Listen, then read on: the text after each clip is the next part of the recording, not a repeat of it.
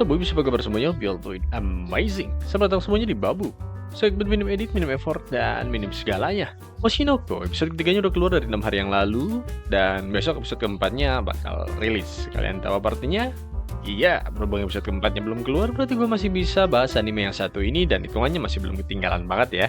Hehehe. Anyway, kira-kira apa yang terjadi di episode ketiga? Kita bedah lebih lanjut setelah kita merefresh apa yang terjadi di episode sebelumnya. So, buat kalian yang belum nonton episode kedua, mending langsung nonton aja animenya supaya nggak keganggu. So, let's see. Episode kedua dibuka dengan staff yang dibikin kalang kabut dengan keputusan dari Abiko Sensei untuk merevisi seluruh naskah yang ada. Sehingga pada akhirnya menyebabkan penayangan dari drama Tokyo Blade harus dihentikan untuk waktu yang tidak ditentukan. Keputusan dari Abiko Sensei yang cukup mencengangkan tersebut akhirnya menumbuhkan sebuah argumen panas antara staff yang akhirnya memperburuk suasana yang ada di studio Lalai. Selain itu, dengan keputusan tersebut yang tidak bisa diganggu-gugat, membuat Goasang sebagai penulis naskah sebelumnya merasa tertampar dan juga kecewa. Sini gue bilang penulis naskah sebelumnya karena setelah argumen panjang tersebut, Abiko Sensei pun dengan egonya yang sudah berada di puncak, akibat cerita dari manganya yang dikacaukan oleh Goasang, memutuskan untuk membuat naskah drama Tokyo Blade seorang diri. Yang mana menurut gue bukan langkah yang bijak. Di episode ini, kita juga mengetahui bahwa penyebab utama dari kekacauan tersebut adalah miskomunikasi yang terjadi antara Abiko Sensei dengan para staff dan Goasang yang berada di akhir dari pesan berantai tersebut. Anyway, episode kedua ditutup dengan memperlihatkan penonton sebuah adegan di mana Akane mengajak Aqua untuk pergi kencan ke sebuah pertunjukan drama yang membuat Aqua memahami bagaimana drama sepenuhnya. Dan itulah yang terjadi di episode kedua dari Oshinoko. Nah, sekarang kita masuk ke episode ketiga. Episode ini dibuka dengan memperlihatkan perspektif dari Ruby yang akhirnya memperlihatkan batang hidungnya setelah nggak kelihatan selama 2 episode. Pada bagian ini kita diperlihatkan bahwa setelah berhasil dengan konsernya Bikomachi di season 1, Ruby pun merasa bahwa dirinya telah layak untuk bersanding dengan seluruh teman-temannya di sekolah sekarang. Walaupun begitu, Ruby tetap merasa kurang dan merasa sangat jauh dengan teman-temannya ketika mereka mulai berbicara mengenai jejak yang mereka tinggalkan di pekerjaannya masing-masing. And after that, we only shown how the annoying Ruby turned into a selfish freak.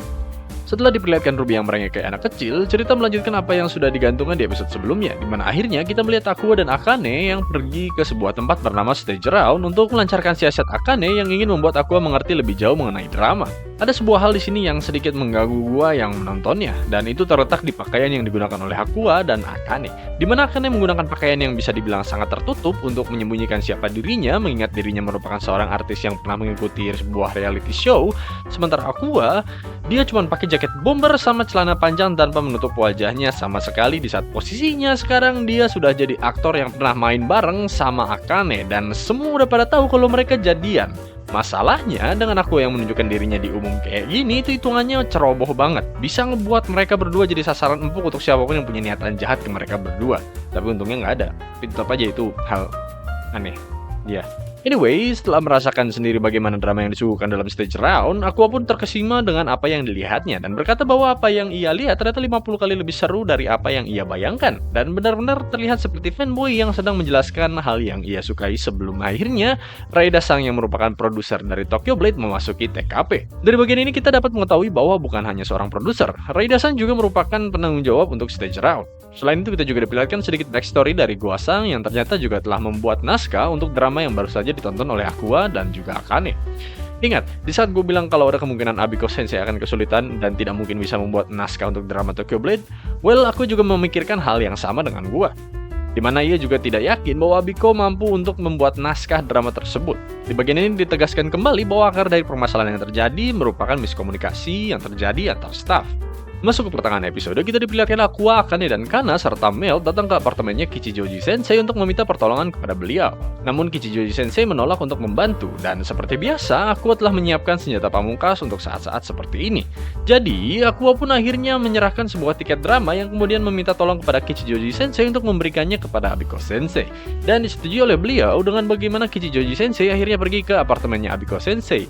Dan sebelum episode ini ditutup dengan Abiko Sensei yang pergi untuk menonton drama yang sudah ditonton oleh Aqua dan Akane, kita diperlihatkan bagaimana berantakannya kehidupan Abiko Sensei akibat keegoisannya sendiri. Dibandingkan dengan episode 1 dan juga episode 2, episode ketiga yang dari Oshinoko ini memberikan kesan yang cukup intens dengan argumen yang terjadi antara Abiko Sensei dan mantan mentornya yang akhirnya membukakan pintu menuju backstory dari Abiko Sensei yang harus gua katakan cukup ironis. di mana beliau terpaksa menjadi egois dengan manganya setelah kecewa melihat bagaimana manga dari mentornya sendiri diadaptasi menjadi sebuah sinetron yang sangat minim. Sehingga pada akhirnya Abiko Sensei yang tidak ingin karyanya berakhir sama akhirnya memaksakan dirinya untuk menangani semuanya sendirian. Namun seperti yang kita ketahui, semuanya hampir menjadi sia-sia jika Kichijoji Sensei tidak datang ke apartemen Abiko sama sekali. Dilihat dari apa yang terjadi di episode ini, gue bisa melihat kalau permasalahan mengenai penulisan naskah ini akan berakhir sebentar lagi, mengingat bahwa konflik yang terjadi sudah berada di penghujung dengan adu argumen yang terjadi antara Abiko Sensei dan Kichijoji Sensei. Dan kalau dipikir dengan saksama, maka persoalan ini akan rampung dalam 2-3 episode lagi. Serta melihat apa yang sudah terjadi sejauh ini, hipotesa gue soal Abiko yang tidak sanggup membuat naskah dan kemudian akan meminta pertolongan kepada Gua-san telah didukung dengan episode ini.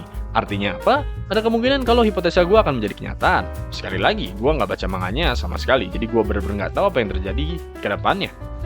So ya, kira-kira segitu aja pendapat gue sejauh ini mengenai episode ketiga dari Oshinoko. Gue rasa gue hanya perlu menunggu episode keempatnya keluar besok untuk melihat apakah perkiraan gue tepat sasaran atau malah meleset. But anyway, bagaimana menurut kalian mengenai episode ketiga dari Oshinoko? Untuk kalian yang nggak baca manganya sama sekali, apakah menurut kalian hipotesa gue masuk akal atau kalian punya hipotesa lain?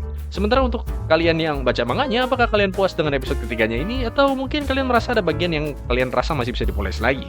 Why don't you just put everything you've got in the comment section down below? Anyway, terima kasih yang sudah menonton video yang cukup singkat kali ini, and I'm expecting us to meet again in the next opportunity. Have a nice day.